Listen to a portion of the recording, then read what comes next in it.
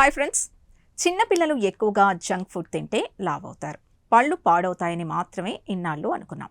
పెద్దయ్యాక మంచి ఆహారం తింటే అంతా మామూలైపోతుందని భావించాం. కానీ తాజాగా ఐర్లాండ్ శాస్త్రవేత్తలు చేసిన ఒక సంచలన పరిశోధన ఇప్పుడు ప్రపంచవ్యాప్తంగా చర్చనీయాంశంగా మారింది.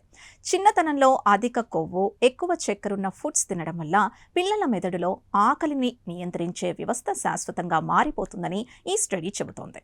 ఆశ్చర్యకరమైన విషయం ఏంటంటే, తర్వాత హెల్దీ ఫుడ్ తిన్నా, బరువు తగ్గినా చిన్నప్పటి జంక్ ఫుడ్ ప్రభావం మెదడులో అలాగే కొనసాగుతుందట. అసలు మెదడులో జరిగే ఆ మార్పులేంటో ఇప్పుడు తెలుసుకుందాం. ఈ పరిశోధనను ఐర్లాండ్లోని ప్రముఖ యూనివర్సిటీ కాలేజ్ కార్క్కు చెందిన APC microbiome Ireland research centre శాస్త్రవేత్తలు నిర్వహించారు. ఈ అధ్యయనంలో స్పెయిన్లోని యూనివర్సిటీ ఆఫ్ సీవెల్, స్వీడన్కు చెందిన యూనివర్సిటీ ఆఫ్ గోథెన్బెర్గ్, అలాగే ఐర్లాండ్లోని టీగాస్క్ ఫుడ్ రీసెర్చ్ సెంటర్ పరిశోధకులు కూడా పాల్గొన్నారు. ఈ పరిశోధన ఫలితాలు ప్రముఖ సైన్స్ జర్నల్ నేచర్ కమ్యూనికేషన్స్లో ప్రచురితమయ్యాయి. అసలు చిన్నప్పుడు తినే జంక్ ఫుడ్ మెదడుపై ఎలా ప్రభావం చూపుతుందో తెలుసుకునేందుకు శాస్త్రవేత్తలు ల్యాబ్లో ప్రత్యేక ప్రయోగాలు చేశారు. చిన్న వయసులో ఉన్న ఎలుకల్ని అధిక కొవ్వు, అధిక చక్కెర కలిగిన ఆహారం క్రమం తప్పకుండా ఇచ్చారు.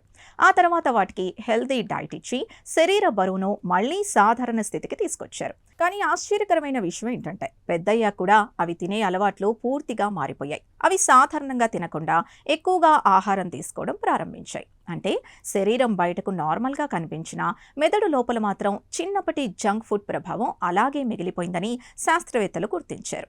ఈ వింత ప్రవర్తన వెనుక అసలు కారణాన్ని శాస్త్రవేత్తలు మెదడు స్కానింగ్ ద్వారా బయటపెట్టారు. మన శరీరంలో ఆకలి, ఎనర్జీ బ్యాలెన్స్, తినే పరిమాణాన్ని నియంత్రించే మెదడు భాగాన్ని హైపోథాలమస్ అంటారు. చిన్నతనంలో చిన్న జంక్ ఫుడ్ కారణంగా ఈ హైపోథాలమస్లోని నరాల కనెక్షన్లు దెబ్బతిని బ్రెయిన్ పాత నిర్మాణం మారిపోయిందని వారు గుర్తించారు. దీన్నే బ్రెయిన్ రీవైరింగ్గా పేర్కొన్నారు. దీనివల్ల పెద్దయ్యాక కూడా ఇంకా తినాలి అనే సంకేతాల్ని మెదడు నిరంతరం పంపుతూనే ఉండడంతో భవిష్యత్తులో ఊబకాయం ప్రమాదం భారీగా పెరిగే అవకాశం ఉందని శాస్త్రవేత్తలు హెచ్చరిస్తున్నారు. అయితే ఈ సమస్యకు పరిష్కారం లేదా? ఇక్కడే శాస్త్రవేత్తలు ఒక కీలకమైన విషయాన్ని కనుక్కున్నారు. మన జీర్ణకోశంలో ఉండే మంచి బ్యాక్టీరియా అంటే గట్ మైక్రోబయోటా సహాయంతో ఈ ప్రభావాన్ని తగ్గించవచ్చని వారు నిరూపించారు. ఇందుకోసం బైఫిడో బ్యాక్టీరియం లాంగం ఏపీసీ 1472 అనే ప్రత్యేకమైన ప్రోబయోటిక్ బ్యాక్టీరియాను ఉపయోగించారు. అలాగే ఉల్లిపాయలు, వెల్లుల్లి, లీక్స్, ఆస్ఫరగస్, అరటి పండ్లలో సహజంగా లభించే ఎఫ్ఓఎస్, జిఓఎస్ వంటి ప్రీబయోటిక్ ఫైబర్లను కూడా పరీక్షించారు. ఈ రెండు విధానాలు కూడా మెదడులో ఏర్పడిన దీర్ఘకాలిక ప్రభావాన్ని తగ్గించే అవకాశం ఉందని పరిశోధకులు వెల్లడించారు.